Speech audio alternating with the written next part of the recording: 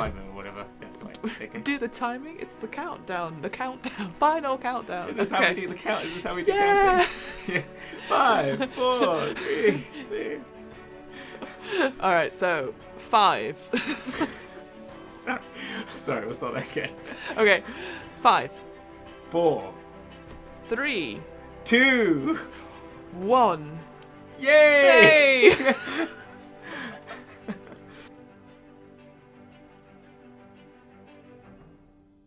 Hello and welcome to the DM's Book Club, a podcast where we talk about some Dungeons and Dragons and discuss how we might include it in our role-playing campaigns. Welcome, I guess, to season 3 of What Am I Rolling? I know, and with me, we just discussed it. I've just decided regular guest host now. You've upgraded from guest to regular. Is Hamilton. Hello, Hamilton. How are you? I'm now infinitely nervous. It's fine. Why? No, it's fine. Yeah, no, because now I'm upgraded. I feel like I need to upgrade myself. I need to level up. Okay, quickly. I'm doing this now. You doing it? Yeah, I'm there. I'm done. Okay, I've done it. I'm fine now. It's okay. That was a quick patch. Okay. Yeah, just Matrix download. It's fine, easy. I know kung fu. So... Yeah. Oh man, the new trailer for the Trinity films. Trinity films? No, Matrix films. But I think of them as the Trinity films. Clearly, we're seeing the inner workings of how you see the trilogy. I do.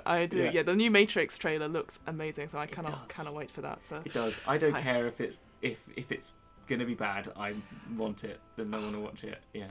Absolutely. Yeah. How are you though? What have you been up to? Anything exciting or interesting? Well, on a D&D front, I just started playing in a Curse of Strahd campaign. Ooh, exciting. Like every other person in the world, I finally turned up 3 years late to the party. But yeah, it's we've only done one session and it's really fun. It's not for recording, so it's actually quite nice. But everyone in it most of the people in it are from other shows and stuff. So there's a lot of good role playing in there, and we're having a lot of fun. And I'm playing a Shadar Kai on one of my homebrew paladin race classes. Exciting. Which is which is basically like a Dark Souls themed sort of it's called Oath of the Veiled Shadow. It's all very dark D&D. I love it. Yeah. And again, it's sorry. Yeah. No, I was going to say Dark Souls is one of those games where I'm at some point I should sink my time into it, and I've just never got around to it. Oh. But all I ever hear is good stuff about it. But I'm just I don't know if I want to just be constantly defeated. I like games where I have a chance of winning. But a brief thing on it that I noticed, it really taught me how the brain works. I know this is really strange, but it's I figured out that I think I did some research on it because I was like, this is weird, this is working. Which is if I play the boss and I do a couple of rounds and I die a few times playing it, then I go to sleep. And I'd wake up in the morning and play it first thing, I'd defeat them straight away. Yep. And that is because your prefrontal... I don't know. If there's biologists out there going to ruin this my mansplained understanding of this. No, go for it. Is that I think prefrontal cortex, basically when you're sleeping, plays over in the background your challenges of the day. So it's just doing all the work and figuring out how that monster works so that when I turn on the game in the morning, I just defeat them straight away. So the trick is pretty cool. Just play it a few times, don't worry about it, and then you'll win in the morning. So don't worry. I will take that on board. I've definitely done that where I've had a riddle given to me and then I've slept on it and I've then gone, it was Shakespeare or something like that in the morning. Yes. And then had to write it down before the next session or something like that. No, absolutely. And if someone's next to you, what are you on about? Yeah, it's that thing. Again, we will get onto our topic. I know it's how we start all our episodes. Is talk about it. No, it's fine. But when you're it was what's he called? Frank Skinner, comedian, also sung not This Is England. Football's Coming Home. This Is England is something completely different. Yeah. But he said he has this thing was that if he can't remember the name or something or the word or something, he won't Google it. He will just think about it. And he couldn't remember a word for the thing you use on your tablet. That's like a pen, but not a pen. And he spent maybe 20 minutes, he's like, I don't know what it is. And then, interviewing about something else, and he just goes, stylus! Really loudly into it. And then he just went, yeah! Ran around the studio because he remembered without Googling. So that's how I always remember, I always had that feeling, is that sort of that stylus feeling, is how I remember it. It's a stylus feeling. I like that. I'm going to take that. Yeah. I think that's very cool. Yeah, so don't Google, just work on it solidly, and like, try and or do sleep that. on it. Yeah. I try and do that, and then I give up after 10 minutes of just sitting there and realising I'm not doing anything else but going... So, yeah. Anyway, Hamilton, Yes. what are we talking about today? What is Ooh. our topic of Our choice? topic of choice is a special one, and we're Yeah. recording this on the day it came out, so this is Yes. hot off the presses. Ah. The Wild Beyond The Witchlight, the new Woohoo. D&D campaign adventure booklet that's just come out. Yeah, very exciting. The new adventure. It is. I mean, if you've been following any D&D stuff recently, any of the channels stuff, they have been hyping this one up quite some time. There's been lots of little videos out. There's obviously got they've got this D&D celebration coming out this weekend. Yes. Next weekend? Soon in the this weekend. Yes, it is this weekend. Yeah. Sorry. Time is a strange thing, which is true in the Yes. Feywild. Hey, that's the thing. yeah, We're all playing these saved it. games right now. Exactly. Pre-recording and what day is what. Yeah, it's all very... Who knows? But yes, so it's very exciting. It is a brand new adventure set in the Feywild, which is obviously a D&D plane of existence. That sort of came out, I think, in 5th edition. That's when it sort of first sort of materialised, so to Is speak. that right? Yeah, okay. I think that's Nope. right. Oh, I was going to say, do you know the otherwise? That would have been... I think it was around even in... I thought Well, it there you was go. around in the other ones. I'd have to Google it and see. Oh well, I'm just gonna go for it. But Yeah. essentially, I think maybe what I'm saying is that this particular domain of delight itself, so Prismeer, has only just come out. Yes. So maybe that's what I'm going to talk about. But yes, so the idea behind this, if I do a quick summary, is that you are adventurers that sort of go to firstly this carnival, or the Witchlight Carnival, and it's been described as sort of a sandbox where you can sort of play around for a little bit, get used to your characters, get used to stuff, and then as a sort of this sort of Fey crossings, we on the podcast before we have talked about crossings over into the Shadow Plane and into the Feywild. The Witchlight Carnival is a crossing for going into the domain of Prismeer, which is currently under some complications, I guess is the thing. So the main sort of archfey who runs it, similar to how there is a dreadlord running the domains of dread, is currently missing in action, and as a result, I should say at the top of this, spoilers ahead. Oh yes, I'll do a big spoiler. Yeah, we'll do that there. Yeah, 100%. Yeah, so we'll be spoilers. Obviously, these are our first impressions and stuff. We won't be doing too much of a deep dive into stuff, but this is just sort of the sort of surface stuff. So the main archfey is missing in action, but as a result, 3 hags from the Hourglass Coven have split Prismeer into 3 sort of separate areas: hither, thither, and yon. And you, I love again as you will go through this, and I'm sure we'll gush about everything about it. But it's that idea that you can go through all these 3 different states, solving a mystery, as it were, and going from a place of delight and into going to see the Feywild itself, which is a place that's been described as sort of whimsical and fun, but also you must be cautious, otherwise you could just disappear forever in it. So yes, that is the thing. You mentioned that the coven has caused these splits because of the 3, the 3 of them. I was listening to Chris Perkins talk about, and he was saying that obviously the Feywild is so emotionally reactive. So if you're there and you start crying under a tree, I think he said that then suddenly the tree might start sagging and dew might start falling from it, or rain might start falling on you. But if you're a powerful being, and the more powerful your level and character is as well, that the more and greater your influence is. So these coven have caused this split because of their emotional involvement on it. Which is quite, I just know, it's kind of lovely. I don't know, it's just a lovely way of just making that that real concept of it being very apparent from the beginning and making you very much aware of it, which is quite nice. And yeah, absolutely. This idea of like the Feywild's magic, the way it draws its energy is from your own emotions and being infused with that. And it has that, and the carnival itself. Again, I'm sure we'll go into more detail about it, but your actions in the carnival impact on the emotions that is. So if you are happy, positive people, if you're polite, if you're having a good time, then the emotions are really happy. Everything is brighter and everything is wonderful. However, if you're very rude to someone, without a bit brush for someone, then things get a bit sour. The lights dim a little bit and stuff like that over the course of the time you're there. Which I love that. Yeah. And it's maybe it's just that idea of you guys having auras, and it's just you can see the effect of it more immediate than maybe we would normally be privy to in real life. So. I love that. I really do love that. It's just so evocative of, like, as it says, like fairy tales, but also that sort of, I don't know, it's just sort of that dreamlike nature of it, because that's what dreams are as well. They're so emotionally reactive, aren't they? So there's something just lovely that it's, I don't know, it hits me. I don't know, for me, it hits something quite deep. I feel there's a real, already you're involved in the story, and the sort of the setting becomes very much apparent to you because of that. Sort of like you can relate to it so easily. That's what I like about and it. I think it's interesting that this has come out now after we've obviously had, and I always say this, my favourite book, that is to hand at all times, Van Richten's Guide to Ravenloft, which is obviously all dealing with horror and stuff. Yeah. And this obviously is such a big step away, and maybe to an extent where people will be like, oh, I'm not so sure I'd be keen on this, because obviously at first glance, I'm sure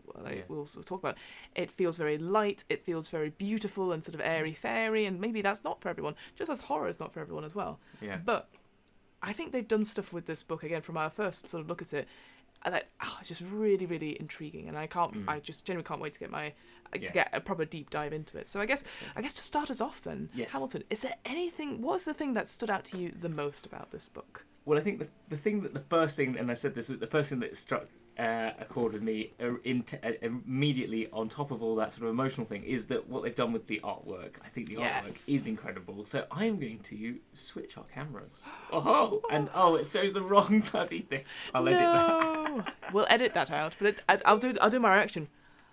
There you go. We'll go back. We'll go back again. We'll go back. And then is the artwork, and it goes like there. So there's one of the covers. There's the one cover that we've got there, and then here's the other one. So that's the sort of traditional one, and then the sort of was it called the special edition? I don't know if it's I believe these are the ones. The alternate covers are the ones that you can get specifically in game stores, so you have to go and pre-order them there and stuff. And they've had them for other ones like Rime on the Frost Maiden, the one for Salt Marsh and all that sort of thing. And these ones look beautiful. They are beautiful. The cat one looks just very evocative, and I love that. I really would love it if they had like a podcast. They had poster versions of it. It would be I totally really agree. Cool. I think that would be an awesome thing. I love the little ticket stub detail they've got around the edge, which is really nice. And then generally, I was going to just find. So these are just for everyone. Here's some of the artists on here, so you can see who they are. But unfortunately, and this thing I was talking about before was that what would be really nice, D&D Beyond, is if you could put for each artwork, and I don't know if this is because of legal reasons or anything, but it'd be really nice to know who does what artwork, because it'd be nice to be able to when we're doing these sort of things, to say, hey, this one's amazing. But I think if I just go to what was the other? If I start the carnival owners is a great one. If I just start with their imagery, like even like that's Mr. Witch. It's just so Victorian and great. And then the other one, this sort of really beautifully lined drawing. You know, the sort of I'm going to use a very artistic term here, the arabesque of that drawing, which is the line that they follow. It's very cool, and it's just really, I don't know, it's all very carnival. And the map. I mean, look at this map. The map's amazing, having those cartographers there, and I think what quite like when as you say, is that Mr. Witch and Mr. Light, the sort of the owners of the Witchlight Carnival, they are so different, and instantly from those images you get this real personality from them. You can tell instantly. What's interesting in this book, they do give you role-playing cards, so you can get a card and he says so like you're not flipping back and forth between the book or looking on D&D Beyond. You can just have a card saying, this is how Mr. Witch is like, and here's how Mr. Light is like. I really did like that as well. I want to pick up that as a general really great part of this, that it's just because it's and we were saying that role-playing in D&D has become much more prevalent in just home games even, which is great, and I love that, and it makes it so much more richer experience. And so that's really been seen.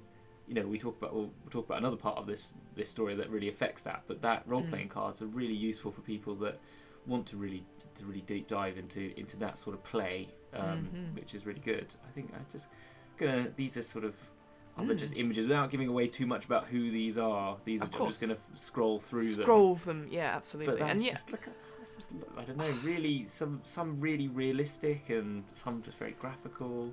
It is every time I look at at any D&D book, and I just go, oh, this is beautiful art, and that's why I always do try and buy the book as well as D&D Beyond. I again, I'll do a bit of a self plug here at this moment, so apologies in advance. But I actually interviewed for Dragon Plus magazine, so the official Wizards of the Coast magazine, Trish Yockham, who is one of the senior graphic designers, who essentially her job is to put together all the artwork in a book. So they'll get the brief and they'll get a feel of the book. And here in this particular book, in Wild Beyond the Witchlight, she was like, "It's whimsy, there's magic, there's fairies," and she was just like, "I want to see butterfly wings." And she asked that to be a sort of big motif throughout, which it is. And you see how the carnival comes into places, like the carriages with wings. To get into the carnival, you need a ticket. And if you get a ticket, you also get wings to wear so that it shows you have a ticket. And it's, again, that idea of just these sort of fleeting, beautiful butterfly wings, which she said when she was doing research for it, every butterfly, every sort of species has its own unique butterfly wing shape. Which I thought was fascinating. I just like that as a concept, that everything is always individual, like a snowflake and all that sort of thing. And it's just, there's just something very magical about that. And I can see you've got like the map up as well. Like again, you got obviously the carnival map, which is obviously great because then it's almost like a Disneyland map or any theme park map, which I absolutely love. Where it's all sort of characterized and stuff like that. And then on the other side, you've got Prismeer and hither, thither, and yon, and the personalities of each of them come out really well. Exactly, they are great. I was wondering if I could find the hither, thither, yon bit, but I don't know if it will show me the map. I don't want to give too much of this away. Exactly, there it is. Yes, there it is. It's just a lovely map. Yeah, and I love the Disney castle in the middle. That's sort of very. Do you know what I mean? That's sort of just, and what great names! Like seriously, just. It's what's his name, Terry Pratchett-esque as well as that sort of very English little bits of wording to make into places. Absolutely. So that castle in the middle is called the Palace of Heart's Desire, and that is where the climax of the adventure ends up at. So you go to all these three places, and then you go to the palace to sort of end the adventure there. But yes, again, very Terry Pratchett. From looking at it as well, I also got vibes of stuff like Neverending Story. Yes. Even Labyrinth. Stuff like Labyrinth, of course. I know we know that is a big sort of influence on this from the Chris Perkins interview. But the other one I wrote down was stuff like Roald Dahl, so like James and the Giant Peach. The idea of like there's an image again because I don't know who the artist is. I'm sure if I looked, I'm sure I would have. But there's an image of a swamp gas balloon, hot air balloon, and people falling out of it. So it looks very much like Giant Peach-esque, and people holding on to stuff, and very Labyrinth, very Jim Henson, so Dark Crystal, all these things. And it's just, I love that as a fantasy setting. It's like it's not high fantasy with knights and shining armor, going across on horses and stuff.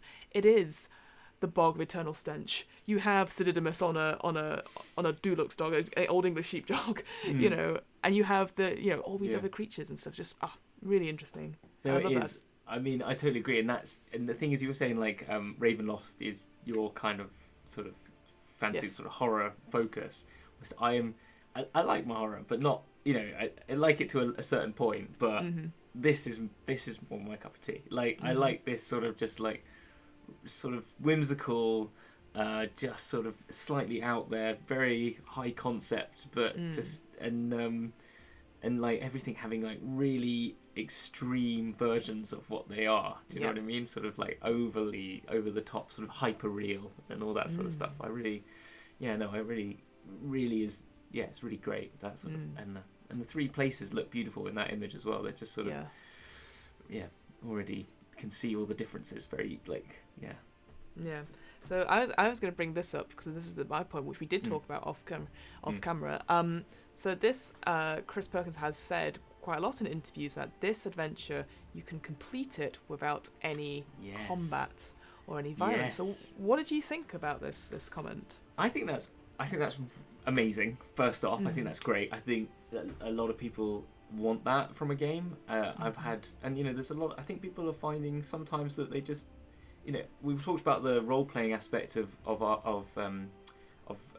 D&D becoming much more prevalent. I think from actual plays and that sort of prevalence of those sort of critical roles and high rollers where they are very role play heavy, and it's really critical and to the how successful they are, and that's sort of translated into home games as much as all the other podcasts that we all listen to. And I think that's why this is the time that this can happen. On top of the fact that I don't know if you had this in your games, but there's a lot of times where I have a whole sessions without an encounter, if not multiple sessions without an encounter, because people are just wanting to engage in sort of the politics of the world, or even just having a shopping episode, those sorts of things. People just enjoy and maybe it's the world we're living in at the time as well. That sort of escapism and just acting and playing around in your world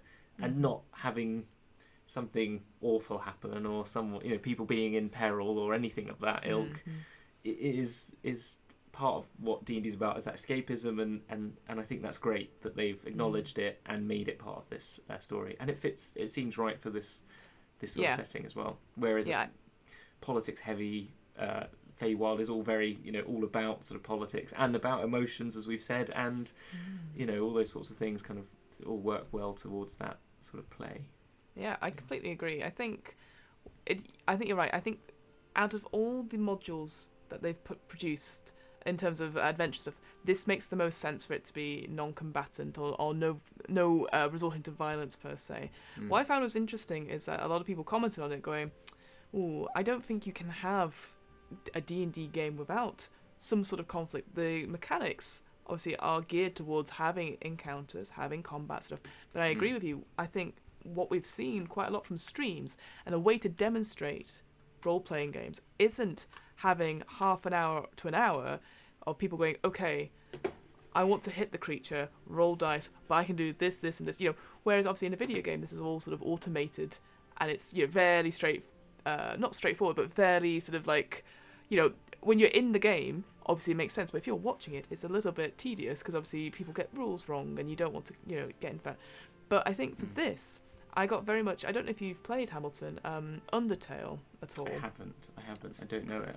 No, so it's a video game that came out a little while ago by Toby Fox, and the idea is that you are a small child who's in this land, and again, very similar vibes, like all is not what it seems, and there's a story about humans are monsters, and you are the chosen, etc. But you can play that whole game without killing anything, and you're forever low level as a result, and you're very tempted to swing, hit a sword or anything like that. But the game remembers your choices. So when you get to the end and you have the good ending or the bad ending, depending on what you do, if you replay it, it will tell you that, well, they know you killed them in a previous game. It will say that on the screen to you, and it is a bit like, oh, shocking. Like it remembers all your choices, and even if you go to delete it, it will say stuff like, deleting it you won't forget your mistakes. It kind of says like you can delete it all you want, but you will remember what you did. And I'm just like, oh. Wow. So, right, that's really. I highly recommend it. They've got a sequel that's just come out called Delta Rune. But to go back to it, I think for me, I quite like having bits of combat if I built my character for that. Like I've prepared for that.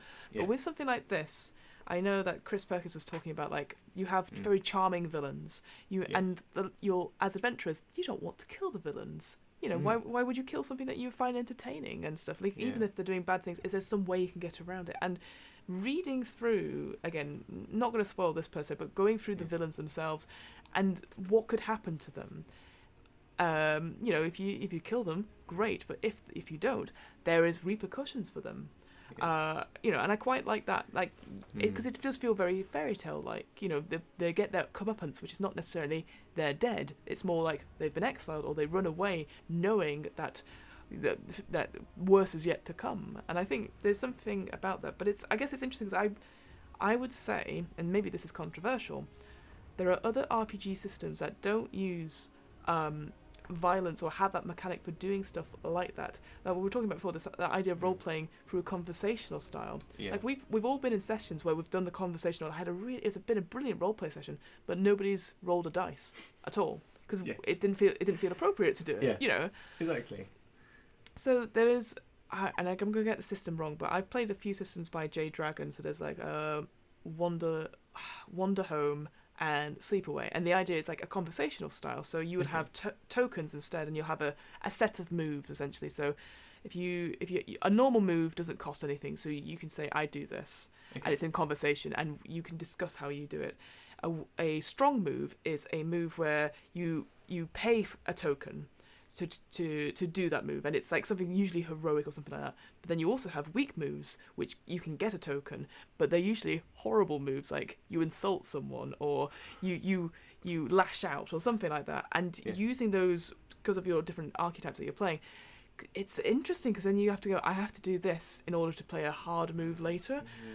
And it was a very different way of playing for it, and I wasn't sure about it at first, but I quite like that, the idea that it's about the resources you have for giving out and taking tokens and stuff, and it's a conversational style, and it's not much in terms of discussion. You're not saying like, because you're still in character, and he goes, I'm going to make this kind of move, etc. So I wonder if that would work better if you're playing a game that's not about combat. But that all said, I love everything they've done with the Feywild, and I love this sort of idea. I'd love to see it. I'd love to try it. I'd love to you probably have to say to your players, we're going to try it without combat, and you have to say to your players, we're going to try things. You need to think outside the box, because you can't go, my sword is out, I stab. That's exactly. Yeah, I don't like this anymore. Done. It's no, I totally agree, and I think you the only thing that when you were saying those mechanics, that it makes you think, it's just like, when you're in a conversation with someone, when you're normally with a conversation with someone, I could see, like, I wouldn't just insult them to gain benefits. Do you know what I mean? It seems a bit like, it feels like those mechanics. The problem with those mechanics is that you are trying to mechanize something that is very natural and everyday, isn't it, as well? Whilst I'm not out fighting with swords all day, every day. I don't know about yourself, Fiona, maybe you are. But let me just get... No, I don't. But, so there's something to that. But the fact is, I kind of understand that why do I need to mechanize something that we all understand and can do? Like, your point is, like, you're right, you have these sessions when you're RPing, and you kind of well, in our Curse of Strahd one, I had to convince the lady of the town to help us get some silver for our swords, because we thought we were going to go fight some werewolves. And so I just sort of said what I thought I would say to convince this lady to give me the swords and the silver, her like silver, one of the silver cutlery sets or something like that, she doesn't need. And the DM says, oh, you did a really good job, so just roll persuasion with advantage, sort of thing. And you think, yeah, okay, I will do. But then, and you do, and I'm not questioning it, like, no, of course negatively, not. And I've done that as well. But you kind of do think as well, there's part of you that goes, actually, you've just done so well, like, yeah, you get them. Do you know what I mean? And actually, if I felt like I would be convinced, or the character I'm portraying would be convinced by that, then I think it's fair that you just say, yeah, that you get what you want, and then that can just be a really natural thing. But it takes a lot of work and a lot of I think that's a very good point, which actually I can briefly talk about as well. So obviously in the Wild Beyond The Witchlight, there is a very small section about beginning the adventure and running the campaign, which is about, as a new DM, what information can you share with your players? Yes.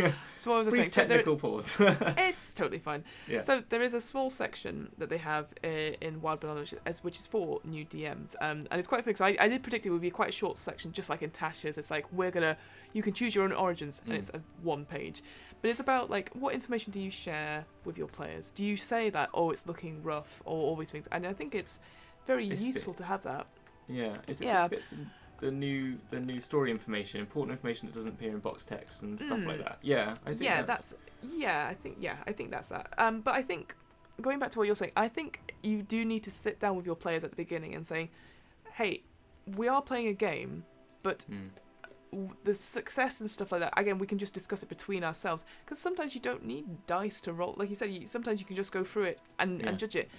But obviously, I guess I've always gone for that thing, was that if there is any sort of action which there is a small chance that it won't work, then you roll a dice. But then the problem, the issue that new GMs come up with, they're like, oh, well, maybe we need to roll dice for everything. And that really slows down the campaign. But I think when you're streaming a game, you definitely, as I'm sure you have as a GM, and certainly I have, I've just gone only when it matters, when you know there's a big chance of, and I'm happy to go, oh, that's very convincing. But sometimes as a player, I'd be like, oh, I want to use this particular skill, and I want to do it, and I'll be like, I do this, going, and they go, oh yeah, you do it, and they go, oh no, I actually wanted to fail it, which is maybe it's just the role player in me, is that I don't mind giving it all to fate and just seeing how it goes and stuff. But I think having that conversation with your players beforehand, saying, hey, there may be some sessions where you never roll dice, or you roll one roll for that, and that's okay, because that's how we're playing this. And obviously you can, I guess, because there's always that thing where you can ask for a roll,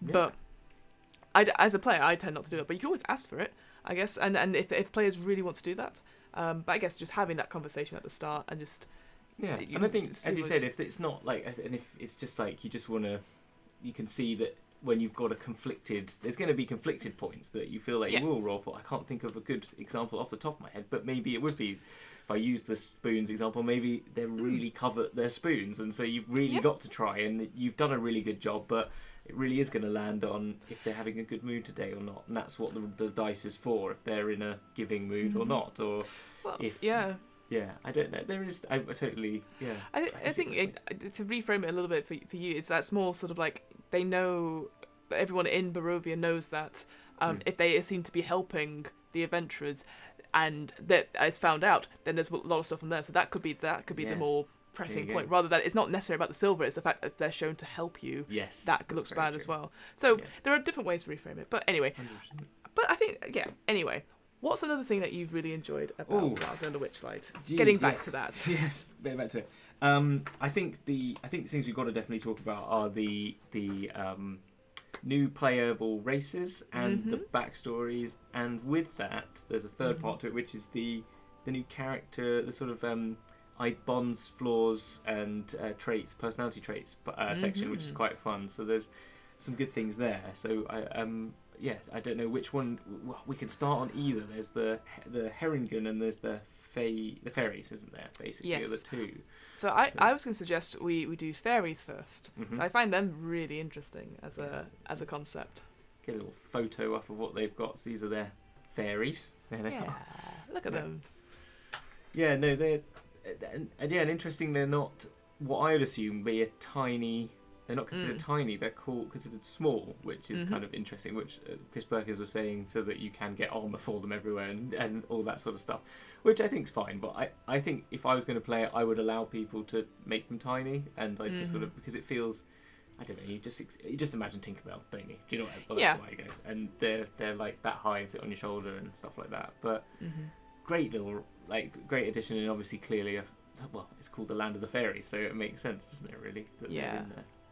Yeah, so I think, from my understanding, is that fairy is like an umbrella term, and they it's so funny because they talked about stuff like, they're a bit like pixies, sprites, or even brownies. And of course, in my head, as a UK woman of a certain age, yes, someone was a brownie. It's like, wait, so we're all going to have to wear woggles and yes, and but cookies. now you're now thinking of a Girl Scout campaign. I'm just saying that sounds amazing in the To be fair, I could see the travelling adventure party being a group of brownies, or Girl Scouts for the Americans out there. That's what they are for the Americans. Just turning up at this carnival and ending up getting lost in the Feywild, it seems. Well, yeah, because obviously, again, we'll talk about more about the carnival in a second, but that idea that this carnival comes around every 8 years, so being able to go back as an adult or as a I think they're called rangers. Or there's definitely guides, rangers, young leaders, and then brown owl. You could go.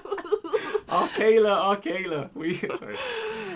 Anyway, amazing. Just looking at we always love a good table. So you've got obviously Fey characteristics. Yes. So you can have stuff like your wings are like those of a bird rather than the butterfly wings, which is good. Yeah. Your legs are insectile, which sounds terrifying. I know. I'm not a fan of that. The one that does get me, though, is that you smell like fresh brownies. I don't know if I would like that. Really? I love the smell of brownies, though. As in No, but the food stuff. Yeah, of course, rather than... Clarify, just want to clarify that. Yeah. Oh, but I just like the idea that every time you go into a room, people are like going... like, ooh, I don't know. Yeah, actually, when you put it that way, it's slightly weird. If people just start getting too close to you because they just want to smell the sort of baking flavour that you've got. It's like, what aftershave have you got on? It's like brownie. No, The brownie. it's like the new Lynx, but not. Anyway, but going back to your point, so obviously they are small creatures, but they do get at level 5. They get enlarge reduce as a spell, yes, which they can cast. I think it's once per long rest. So they could in fact shrink down for, I think it's like 10 minutes. I can't remember large reduce. So they can do that. But I think the most important thing is that they do have a flight speed. So they are, I would say, obviously. 1 minute for enlarged reduce, brilliant. But they also have a flight speed of 30 feet. Which is always useful. As always, we all know, every time you get a character bloody Aarakocra. So actually, I think this is really interesting, because I guess with this particular module, playing a fairy makes sense, because obviously it is geared towards the Feywild. There's going to be different things. I always thought if anyone played a creature that was at level 1 that had a flight speed, previous modules might not work, because obviously there'll be stuff that's further away or traps that I can get over it because I'm an Aarakocra. So my house rule is I ban Aarakocra from my games. Really? Yeah, because again it's just like, because I feel that's a bit cheaty at level 1 that you can just fly over things. Whereas here with the Feywild setting and stuff like that, I'm actually thinking, okay, they will have built in for this. There will be some encounters that 100%. Flying will help or be hindered. So I'm like, this is fine. And also, when combat's not a key thing, I mean, maybe it's less of an issue. I think you can always, and also going back to Aarakocra, you can always see the high rollers. We always talk about them on the show, because I know you are a fan of them as well, and you've got the poster in your background there. It's, I do. It's just hidden behind my thing, but yes, it's there. Okay, it is there. And that you just don't. You have an Aarakocra with one wing, or there's you've got an issue that then maybe they can overcome or gain back, or something like that. Is always a way around it. Or agreed. They don't know how to fly. Like, they've been brought up, not as an Aarakocra, if you know what I mean, sort of a Mowgli style story or something, and then they learn to fly or something. Oh my god, you brought up with like a group of penguins. And yes, I love it. We've got someone actually in our series that's coming out, the We Are Not Heroes series, who's playing an Aarakocra penguin, which is great. And we're giving them a swim speed instead, literally. So perfect. That's how it's working. That makes so much more sense. But moving on then, the Harrigan. Yes. There you go. I should change to a rabbit folk. Yay. They're so cute. So I'm sure you knew this as well, but I listening to all those sort of tidbits and stuff. Apparently, the Harrigan weren't going to be a playable race. No. But they saw the artwork, and they were like, everyone wants to play them. Yes, because they know that everyone loves Red Bull, and that's why. More mouse folk, more rabbit folk. Just give us.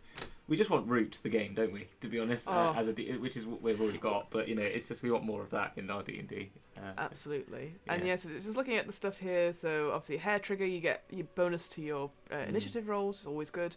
Lucky footwork. When you fail a dexterity saving throw, you can use your reaction to roll a d4 and add it to the save, potentially turning it into a success. It's really good. You can't. It's a reaction. And I just love the play on the sort of a rabbit's foot being lucky. I just kind of like that. I liked because obviously the hair trigger one obviously is the other one for the. Yes. I just like that, and then rabbit hop. They have changed this because obviously we did an episode on the folks of the Feywild stuff. They've changed the rabbit hop one. It's much better now, because before when they were talking about it, you would have odd numbers that came up, so you'd add like an extra 7 feet or something like that. And you're like, I remember you talking about this, and it's just like, how do I work that out? Yeah, exactly. So what they've done now is that, so as a bonus action, you can jump a number of feet equal to 5 times your modifier, your proficiency modifier, which is always going to be a 5, 10, whatever. So it's like, thank God. Oh. Yes, that just saves everyone. Those sort of. Well, you just round up, don't you, or down? You would. Again, I know currently most people are playing online or distance, whatever, so it's unlikely you'll have maps, but I just love the idea that I'm 7.5 feet away, so nobody cares. You're still going to be hit by it. But yeah, the artwork for those is very beautiful. It's great. They are great, and it's nice to just have more options on the table for all of these, for more playable characters. I think as going to Dragon's Duel, we have it so that you can play all the races when you make your character. And we just added, so we've got 40. There's basically 40 types that you can play. I think we roll 2d20s to sort of figure out what character you're going to play, but now I've got to figure out how I'm going to make 42 work on the dice. So thanks for that. Cheers. Because I'm now having to divide that. Is that going to be? Is that divisible by? Are going to be loads of d4s, or is it going to be a few d8s? That's what's annoying me. More to the point. But yes, really good to have them on there. Yeah.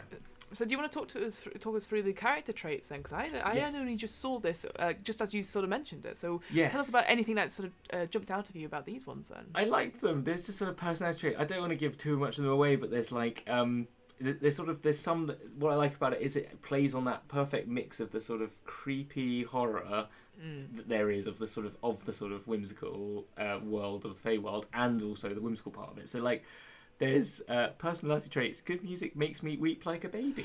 Oh, I know. Which, to be fair, that happens to me as a sort of, I'm one of those weepy people. I watch a movie, I cry, anything like that. I never lost my childlike sense of wonder. A small child. Oh no. We must protect them from all the hardships of the adult world. Yeah. And there's another one which is I'm haunted by fey laughter that only I can hear, though I know it's just my mind playing tricks on me. Yeah. So then it just turns the corner with one of those. It's like, and I think what's interesting, I know later on, obviously when you're looking at ideals, bonds and flaws, or certainly it looks like only ideals have it really. It just says like good or chaotic or something like that. Yeah. Everything else doesn't, because it used to have it for quite a few of them. Yes. But that's true. I like that. Yeah, you're right. It could be, and obviously with all these things on tables, you can easily just pick them rather than roll. But exactly. I like the idea that it's not the same for everyone, and you can. I mean, I'm haunted by fey laughter that only I hear, although I know it's just my mind playing tricks on me. That person could really enjoy it. They could be like the comedian or the class clown, and then nobody answers them. Like, I've got my back, even though we'd be like, you can hear people laughing. Like, I just looking at it, my favourite one just from that personality trait is that when I have a new idea, I get wildly excited about it until I come up with another better idea, and I'm like, well, I feel red. Hello. You could have just acted me, as they say. Yeah. That sounds like both of us before the show. So. Exactly, 100%. And whilst doing this, going, okay, so when am I going to fit in doing my Wild Beyond The Witchlight campaign? Because I need to do this now, right? Okay. Yeah, that's exactly it. It was like, oh my goodness. And then also, the ideals, the rule of 3, we talked about that before. So, that's in there. Wanderlust and friendship, lovely. And then some good bonds. The Witchlight Carnival brings up that again, and some natural stuff, and then some flaws. I usually lose track of time, which is, I know that one, but also is a very sort of, that sort of fits with that Feywild thing. And that was it. I'm always changing my mind. Well, almost always. Always. Yeah, I like. That's that one. I think this is just props to the writers and stuff like that. I know obviously really they work months on this, making it right. But again, you can tell there's so much character in such a small sentence. And as an improviser and stuff like that, you get given something like that, and you're like, that's a whole character. That is it is a motto that I can be like, this is my line. Yeah. And you build off that and do it. It's brilliant. As a result. I think that's the thing. I mean, D&D's always had it, but I feel like the later games that we're getting in 5e now are really getting a concept together, like really holding a concept and then bringing that forward. So like, I mean, there may be some of them are very obvious, but they really do like take them to another level. Like the Ravenloft, they just went, it's gothic horror, and we're going to take that to its extreme in however many guises, from the campy to the very dark, and they're really good at, I think, putting those together. And this has got that. It feels, as you said, in all the writing and all the characterization, and as we talked about, the sort of the role playing guides, really being clear on what the concepts are to give people that ability to then draw on them in their own way. Because once you've got something clear and obvious of like what this is about, you can just go with it, can't you? And roll all the way through the campaign with ease, if that's what you've got to play with. Yeah. Absolutely. And I think just to quickly touch on, because you talked about the backgrounds themselves. So we've got the Feylost and the Witchlight Hand. And I really love the Feylost. So the idea is that you grow up in the Feywild after disappearing from your home plane as a child. And there's various different ways that you've been spirited away, but you've sort of you've returned, but obviously you didn't come back unchanged, which is always a great line, I find. And this idea that you've lived in this place, and maybe don't remember it, because obviously we've talked about the Feywild. Obviously, you might not remember your time there at all, which is also scary. But that you have this sort of distinguishing feature called a Fey mark, and it could be something as like your eyes have iridescent swirls. You have long whiskers like those of a cat. You're like, ooh, but all these things because you've had the Feywild, you've given to the Feywild, and it's come into you. And again, that sort of unknowable, like interesting change. Like we've talked about. Again, on another podcast, we talked about like how don't get the fairies, don't spirit away with the fairies because you might not come back, and that idea that an 8-year-old child can go into the Feywild, come back as an 80-year-old man, or come back and all their friends have moved away or passed away, or 80-year-olds, absolutely, and it's always those cautionary wives' tales and stuff. But then to have something like this, I just But then I will say, sorry, just briefly. Feywild mark number 2, you have a sweet scent like that of nectar or honey. More smells again. I know. No. But it fits with it because it's that candy cane Disneyland fairy tale world. So it feels right. It's all those sort of, as I said, it has the emotional response. That's got to also go with all these. It's very sensual, isn't it? It's a very sensual place. The Feywild. It's about. I don't know if the way that Matt Mercer plays it is the right way, because it's the only campaign I actually have properly watched. I know there's one by the Roll Together that I'm about to start actually, because I'm trying to catch up with their stuff. But I remember when Matt Mercer played it, he talked about that when you moved westward it was always sun setting, and when you moved eastward it was always sunrise. It was always dawn and dusk, and I sort of all those sorts of, I don't know, it's that sort of, so it's a very visual and everything's like overly vibrant colours. So then it kind of makes sense that everything would also be like really rich smells. Even when you get to the bogs, they'd be so boggy and peaty smell, and that sort of smoky, like very exaggerated versions of them. Yeah, exactly. So it just feels, I don't know, it makes sense in some respects, doesn't it? But I totally agree. I think it's just me going. I know. It's like, I get it. I totally get it. It's a bit like what was that book? And they made it Perfume, I think it was. And they made it into a movie. Oh, of course, the person who kills. Yes, the perfect exactly. thing. Yeah, I've remember. Oh, anyway, Right, that's a great film. But yeah, just to quickly finish off. So in the Feylost, you have a thing called Feywild Visitor. I love that.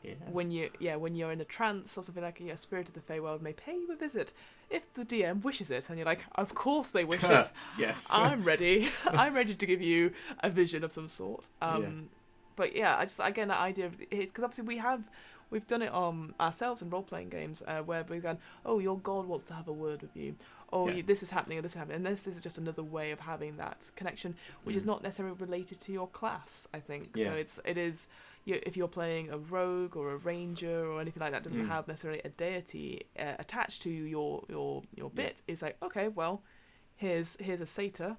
Yeah, exactly. here's a dryad who's like chilling. And I just I quite like it, and it just gives you, it says it can contain any number of things from messages and insights to nonsense and red herrings at the DM's discretion. So I thought, ooh, I guess it's, for me, I was like, oh, you really should play with them and stuff like that. Yeah. But again, it's up to your discretion of how much you want to do that. But I like that being able to do that, that's not necessarily related to, this is your purpose. This is this is part of your background. So it's just a bit of fun, or you just play it just like they could just be.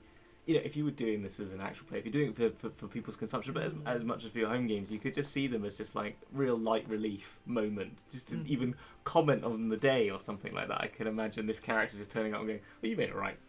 Proud of yourself, didn't you, earlier? Sort of thing. And just like, kind of, you're doing that sort of, I don't know, I could see that sort of trickster element that you could really have fun with as a DM to your players, and really just like give them a bit of comic relief with that. So I think there's a give them that monologue moment. Yeah, absolutely. I quite like that. And then looking on quickly to the Witchlight hand. So this is somebody who works at the carnival. And you crept into the carnival as a child or your youth and never looked back. And like we've all had those dreams of like running away with the circus, and that's what it is here. And what's interesting about this adventure is having that. If your characters, some of them are. I don't want to say normal, but some of them are coming from different planes, but some of them are playing witch hands. They will have a different information, a different starting point to others, which we've seen on a couple of streams actually. But for them, that can work really well with the campaign, and just you can see how they can easily become. If you're making a new campaign or you're bringing someone new into the campaign, well, there's a really great lead-in, because all the other adventurers could end up going to the carnival, and this person, the Witchlight hand just joins the crew because of that reason, sort of thing, that you could bring them in that way quite easily. So this absolutely. And I like that as a new player thing, is that they have some information, so they'll have something that your players will want, the other players will want. So I to conclude like that. And they also have, similar to having the Feywild visitor, they have something called the Carnival Companion. So it's a confidant that they have, somebody that you trust. So in my head, again, it's just because again, as a child, I've read loads of things.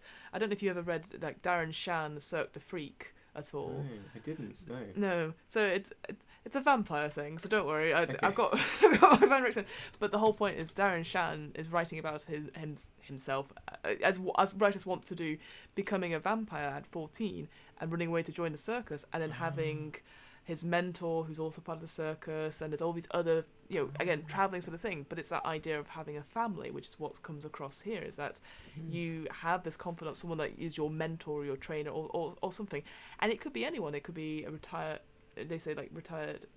performer, or even like an old blink dog, or just anything like that, and you can work with your DM to see what that is. And you can even go for like a harmless magic wisp of light. And we all know who that reminds me of, right? Come on. yeah. Wake up! Hello! Hey! Sorry. That's what it just made me think of when I was like, okay, with Zelda. It's fine. You have to, again, but I mean, this whole thing gives Zelda vibes off, doesn't it? Like proper Breath of the Wild. So, So so both of those sort of backgrounds are pretty good for this, I think. Like, obviously the Witch Hand works very well for this particular one, less so outside of it. But the Feylost, if you're having any campaigns on different things, again, I think that would be a really good asset to have. And then it would be a really cool way as a way like, hey, we need to go to the Feywild now because I got told through a vision with a centaur. Let's exactly. go. We got to get there. Yeah, and I think you could bring them into loads of. I think you could bring the Witchlight hand, maybe not so much, but I mean, you could even have them if you wanted to as something, a carnival person. Just rebrand it for any sort of carnival. Of course. And then the Feylost, you could still even just use it, couldn't you? In any campaign, I think that could work. Yeah, you could always reflavor it or reblend it. Yeah, because that idea of having like you work here are the tools of like you work at a theatre or a travelling show, a touring company. Your mentor is the old light technician who literally just goes literally just clap on. Like just a light cantrip and that's it. And exactly. And the old blink dog could be the sort of the theatre cat who always used to chase the mice, sort of thing. That sort of thing. Yeah. The Mr. Mistopheles of our touring company. Fantastic. Awesome. Love it. Right. Yeah. Right. Let's move on from that cat's reference. And I'll tell you something that I've really enjoyed though, and it literally took me till today to realise this, is that I thought from, again, my favourite book of all time, Van Richten's Guide to Ravenloft, which I sleep next to. Not really, but like, I like that idea. It's under my pillow. Under the pillow, just like, So in Van Richten's Guide to Ravenloft, there is a domain of dread called the Carnival. And in my head, I just assumed that the Wild Beyond the Witchlight was just an extension of that, and I assumed this whole bit would be a domain of dread. But then there's always these references to it's a domain of delight instead. And what I discovered is that there isn't just one carnival. There is, of course, two. There is the Shadowfell inspired version of the carnival, but there's also this Feywild inspired version of the carnival. So a mirror image of each one, and they are very separate, very different. And before Wild Beyond the Witchlight, these two carnivals met, And in the what would then become the Feywild one was Isolde, an Eladrin Fey who ran it, and then in the Shadowfell one was the aforementioned Mr. Witch and Mr. Light, as I think you how did you pronounce it? Shadowkai. Shadowkai, yeah, because they're Shadowkai elves, yeah. Which is why because when you mentioned this to me, I was like, oh, that now makes sense. So I was thinking, why are these? They're a Shadowfell based elf. Mm-hmm. Why are they running a Feywild carnival? So that now makes sense. Exactly. So every so often these carnivals meet, or they met for the first time, and so the owners obviously talked, and they sort of said, obviously, because running a carnival is a tricky business, and they said, wouldn't it be great if we just swapped roles? Because obviously each of them wanted to try something new, so they did. And you can read all about Isolde and the Dreadlord of that domain, which I won't spoil, but it's very interesting what happens to her in this sort of the Shadowfell. It's just called the Carnival, and then obviously here in the Witchlight Carnival, you've got Mr. Witch and Mr. Light, and as they sort of went round in the Feywild, moving this magical carnival, they grew to love it, and they grew to realise that this is where they wanted to be, and so they now secretly dread the next time the carnivals meet, when they would have to switch back. So that's at the back of their minds at all times, is that they are realistically frauds of this carnival. They are the owners, but they are almost like temporary owners until Isolde comes back, and they have to go back. And I just love that as a because it ultimately the carnival itself, I would say, doesn't have any impact on the overall story. Like, it says it's a sandbox for you to play, but if you found out stuff about that, and the rest of the carnival knows, that could be the end of that carnival. That's the end of the Fey crossing into Prismeer, and it's that whole sort of like you said, like almost like a political system in a way, almost that sort of a micro society. Like, it's built on this thing which could easily crumble if somebody revealed that they're not who they say they are. Which I think, I love that. It's really sort of juicy sort of DM stuff that you could just have in your back pocket, that you could that someone might just stumble upon. The funny thing, and I mentioned this when we did the hags, my DM when I years ago did a campaign for us, and he then took us to a carnival which had a hag that was controlling the carnival owner. Well, the carnival owner made a deal with the hag to make it like give him sort of funds and give him magical abilities so that he could do all these magic tricks and make a better carnival in exchange for children, because it's a hag. And actually, playing around in the carnival that they made was really great fun.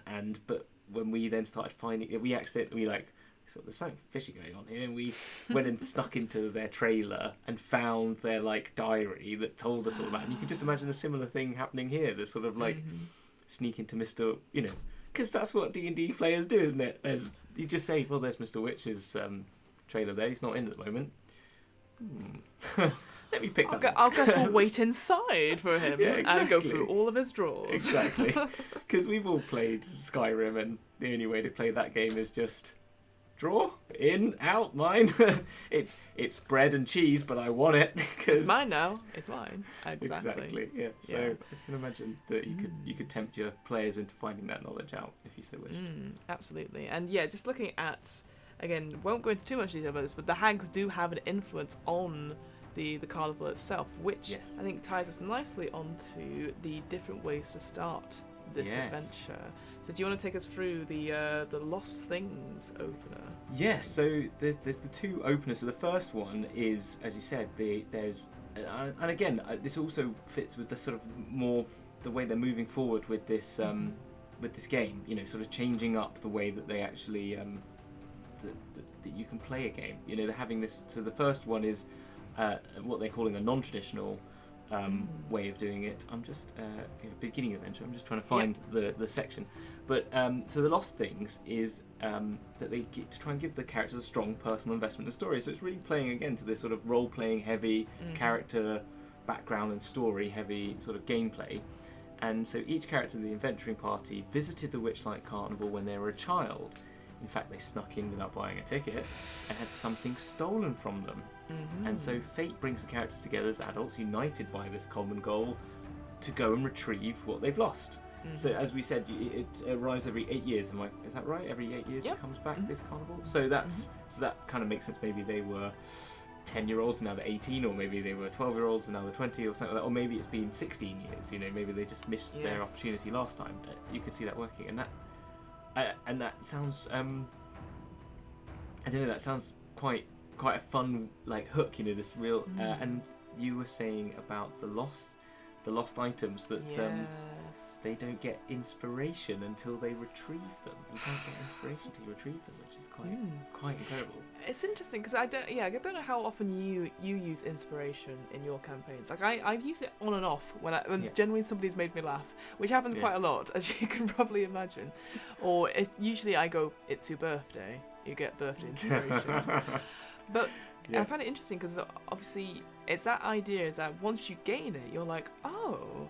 And so maybe you don't realise that is missing from you until you get it back, and you're like, I've been almost, I didn't realise half a person. Exactly that. It's like, I'm sure there's a story about that where someone realised they were actually half a person, and they realise that they are a twin or something like that, and they get their twin back, and some stuff like that. But I think that idea of having the investment, having you were 8, it feels very much like not Stranger Things. It's a little bit like Stranger Things, but not quite. It's what's it called? It. The Stephen King horror films. Obviously, they start as kids and then they defeat the evil, and then they come back as adults and defeat the evil again. That's the sort of image I got, and also. Stand By Me was the other one I got the image of, like the kids are coming together because there's something else. So again, it's like you could easily set off. You could even run the session 0 as 8-year-olds. Yes. If there's no combat, this have that little pre-mini episode of stuff as they do stuff, and then you're like, okay, now we set the stage, and you could even have that as you do it later on as flashbacks or anything like that. But I think there's something magical about playing a younger version of yourself. Or your character stuff, I'm sure you've seen on Instagram and TikTok recently. There's a lot of these things going, speaking to my 7-year-old self, and there's 7-year-olds like, oh, will I ever get to be a great famous singer? And they go, no, but you're a voiceover artist now. And they're like, oh, and you're like, fuck off. But it's that sort of concept, like you can have that almost like Kingdom Hearts-esque type thing where you're like, you are now a bigger person, and you are now ready to take on the troubles you had as a kid. You're brave enough now. I like that. I now really want to play this game because I now want to do it that way and have do the whole carnival bit just as the children and really enjoy the sort of fun of it and maybe gain little insights that you maybe don't quite understand yet, so you could play a little bit more loose, and then they come back again and then they can try and follow those little breadcrumbs. Oh, I love it. That's a really great idea. Yeah. Thanks. But looking at the lost things table as well, because I think some people maybe are thinking too practical about what it is. Maybe you've lost a physical thing, but actually looking at it, it is stuff like you've lost the ability to smile. Oh, as a small child, that's awful. Oh, your handwriting is illegible. I think I went to this carnival. I might already. Look at that mess. Oh no! That is how I write. I'm meant to be an architect, but Jesus Christ, it's terrible. Sorry. Like the ability to keep secrets, all this sort of little things that make you we all know people who are like this, and actually what if this was taken from you? And it feels very much like, again, Little Mermaid-esque, like they've taken their voice, or very fairy tale, I'm taking something that's like an important part of who you are, and you might not know about it. You might feel incomplete until the puzzle piece is back. So and you could always play that whole point that it's that there's that fairy tale that does it a lot when actually you gain it back that you didn't need it in the first place or something like that. There's always those sort of things you could play as well, couldn't you? That actually, I definitely would say for that one would be the sense of fashion. Your character suffering from this loss has no fashion sense, and I'm like, bullshit. I think I'd like that as an idea. Is like you come back to you go, you can have it back and go, no. It's basically She's All That, isn't it? Oh my god, it is She's All That. But I just like that idea. Is like, here, you have your fashion sense back. I goes, no. I was already fashionable all along. I was normcore, by the way. Did you not even realise? Exactly. Oh, yeah. So I find that it's a really interesting and a different way to set up a campaign. Like you said, let's try younger versions of ourselves that then become into these amazing adventures. And obviously, you could even say it's like, okay, you're playing kids versions of yourselves which won't have any levels or anything like that. But then you go, okay, from that experience, what does your career become? Do you become the paladin that you wanted to be, or do you feel changed by it in some way? And giving that, you could even change it between sessions. So, No, it's just lovely things like that. I really, it's really great because. And then on the flip side of it, there is the more traditional. They actually even call it the traditional setting, which is fine and it works well. But it works. I think, and it's good for if you don't want that sort of, if you're not going for that sort of campaign, you do want to go down to some more traditional route. There is just there's a problem in the Feywild in this location, and you go fix it basically. And there's a quest giver that helps you along, really, which is. But the way that I'm even talking about it is explaining my thoughts on it. It's just like, I don't even need that shit. Just get to the fun stuff, which is I've lost these parts of it, which seems quite amazing. I think the only thing I'd say about it, because so it is like an ancient warlock who's saying that their archfey patron hasn't been in contact, so maybe you should go check that out. Which again, totally fine. But what I will say, what I like about it is that if you do that thing and you complete whatever the big quest is, if you come back, obviously this person might have died. In that time, so that they would have handed off their treasure or their rewards to other stuff, other their associates or descendants and stuff like that. Yes. So you could be gone 100 years and they come back and go, oh yes, he left this for you. You get your Back to the Future 2 moment. Exactly. Yeah, when they go, I've got this paper for you to be here at 1955 at 10 p.m. or something like that, and that sort of. That's exactly that, and the treasure for that is pretty cool. But you could also it says you can also change that and give it something like because it does say like most adventurers want treasure, and I was like that's true. They don't do something for nothing. But so it's a very interesting but like as you said, traditional stuff where as you can tell both me and Hamilton are like let's go be children in a carnival. Exactly. I want to gain my sense of smiles back. My sense of smiles, my sense of fashion back, and my smile. I don't know. You always make us smile with your fashion sense. That's probably true. Okay, then there was one other thing I want to talk about. Please. But it's very spoilery, so I want to put a double warning here. Double warning of spoilers. Which is, so that's it, you've had your warning now. There is a part in one of the sections, so in Yon, there's a place called Motherhorn, and in a place called Motherhorn, there is a theatre. Yes. And there is, where tragic plays are performed daily for Endwin Moongrave to enjoy. The characters might choose to perform on stage for one or more of the following reasons, whatever the reasons are. But basically, the characters who choose to perform play are met by the Master of Ceremonies, called Stage Fright, who's a goblin. Great. And each player will then get these performers' roles. Now, this obviously appeals to me. It's very Dragon's Duel, because we obviously do our sort of play out a classic D&D scene, and we give people roles like you are... we've had a mangy wizard and a cowardly sorcerer and stuff like that, and they've got people a drunken satyr, a failed magician, a high and mighty princess.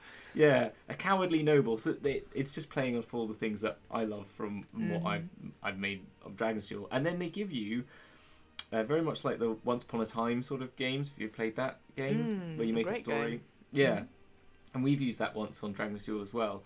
But they give you a series of lines of dialogue for you to play out that you then are given to all of the players, place it players in a paper bag and give it to your players. Start the play, each player draws a slip of paper from the container. Yes. And the stage fright hisses a line to that player's character from the wings, and they must ad-lib the tragedy as they go through. And they can use props and enter and exit scenes and you just to be fair, I think the people at D&D Beyond, I know they support us D&D Beyond, so I'm sure the D&D people, Chris Perkins, I know you're a fan, because clearly, this is just right up our, it's sort of very similar. I know that great ideas are dime a dozen these days, but it's just a lovely thing. I'm just gonna have to play it because it's just so much fun.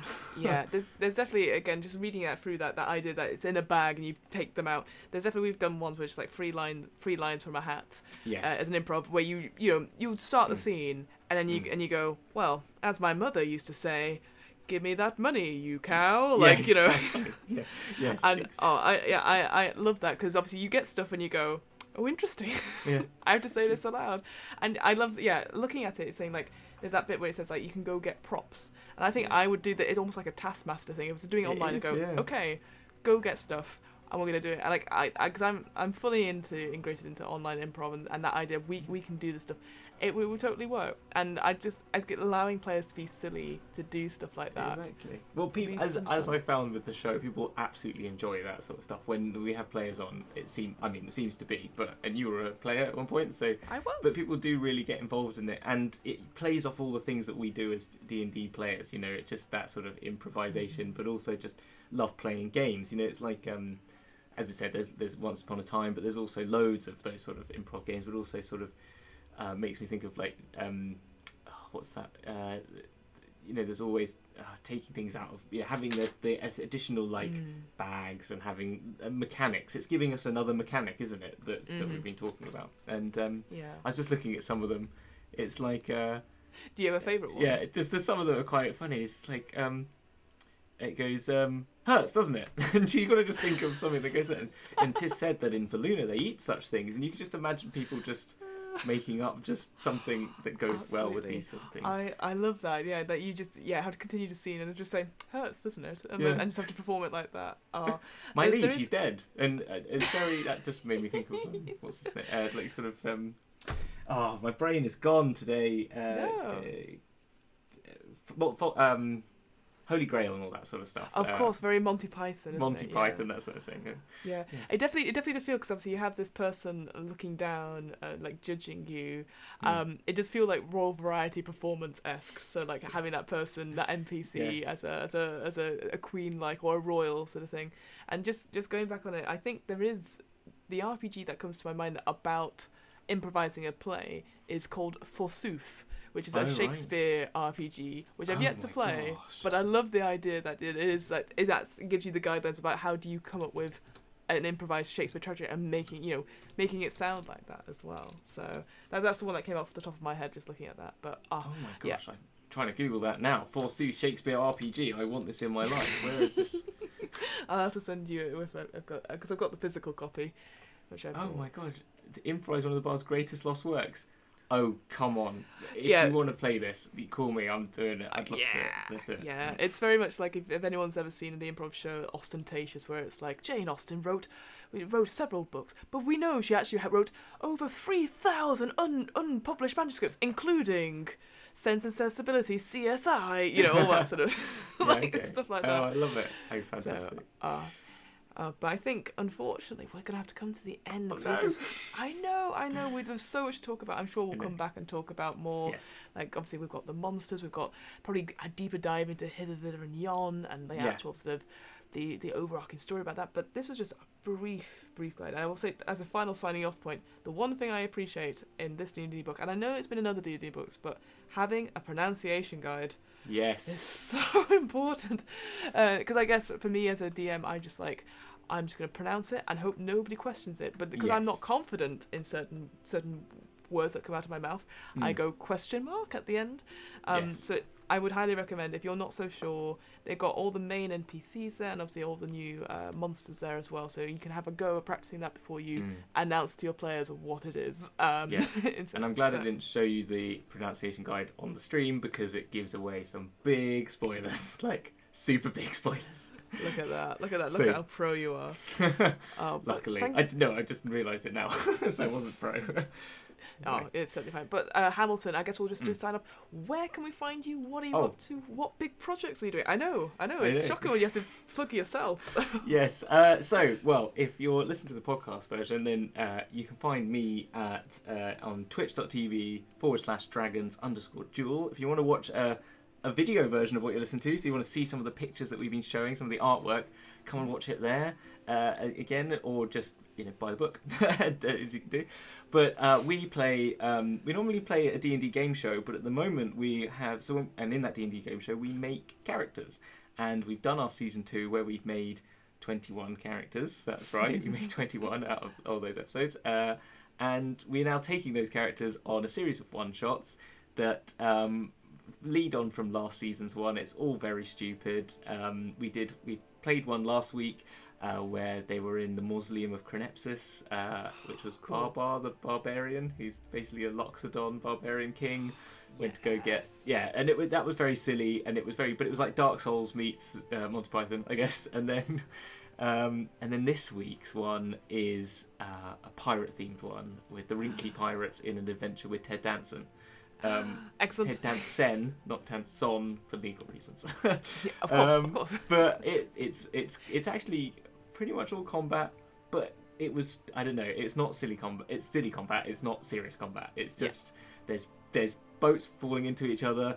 There might be a SpongeBob SquareSpace monster at some point. There's not giving too much away, but we have from D&D Beyond Millie DM, who plays a brand conscious turtle pirate captain who is the best. Yes. There's a great thing that she's named it. The boat's called her name's Old Sheller, the character, and the boat's called Old Sheller's boat. But everyone else gets their name but 20% smaller than everyone else's, but in the same font and the same colour scheme. And it's just lovely. And like they all get flags, but it's all in the same graphical style, and it's all 20% smaller, getting 20% smaller as it goes down. And it's just like, I loved the idea of a brand conscious pirate, and played it so well. So I'm so excited for people to see that, and that's on Saturday at 8 p.m. And we've got lots of other things happening on the show, but I won't bore you because I've talked too much. No, not at all. That sounds amazing. We all love being on brand. Hey, everything is content. Am I right? Exactly. So, hey. But yeah. What about you? What have you been up to? Me? Yeah. Me? Yeah. So my name's Fiona, which I always say as if I've forgotten what my name is, but my name is Fiona, and I run the What Am I Rolling podcast, which is a twice monthly RPG one-shot podcast. As always, it is going very, very well. Good. I had to sign an NDA today about something I can't talk about. It's very exciting. They asked me what my rates were and if I had representation, and I said legal, and they went no, and I was like, oh good. So that's so it's not NDA because you're going to jail. No, it's not. It's NDA because it's something fun, but I can't talk about it. Oh my gosh! How can you do that? I'm sorry, but it's something that I'm very excited about, but it might not happen, which is a good thing. But the fact I had to sign an NDA makes me feel like I'm a somebody now. I know. That is cool. When will we know? I don't know is the answer. Okay, I hopefully soon. I think we'll see on that front. But I guess the other thing to mention, as well as obviously doing What Am I Rolling stuff, obviously we've got Warhammer coming out just now. We've got a few other bits and pieces. We have DM's Book Club has an offer code at Third Space Gaming, which is your friendly local game store. So if you want to buy any D&D books or any pre-orders for any cool alternate covers, then you can go to their website and you can get 10% off your first order. So you just type in. I forgot to do the thing. DMBC. I don't know. I don't type like that, by the way. But it's like typewriter. That's how I type. DMBC. I've just got a big keyboard, like big in like those old, the big keyboard that you jump around on. I just have one of those. Oh, like in proper big style, like Tom Hanks style. Yeah, that's what I meant. Yeah, exactly. Yeah. That shows how old we are. Anyway, DMBC into checkout for 10% off your order, and it doesn't have to be in D&D books. It could be any RPG books. 1,000-Year-Old Vampire they've got back in stock recently. I saw, which is a great solo RPG. I'd recommend. But also, if you're someone who likes terrain, they can do you terrain. So that's DMBC and Third Space Gaming.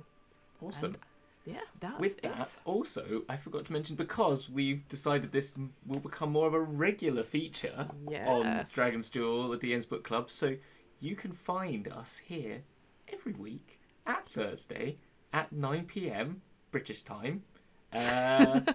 Because it's just about to change from BST to so I'm just not gonna. I'm just saying British time now. Whatever it is in the UK. Just don't say summer. Don't say GMT. It's just not. Yeah. It's just gonna. Because we'll both be like, oh god, for 2 weeks. Yes, and exactly. Then and then we're back to normal. So. That's it. So it's gonna be 9 p.m.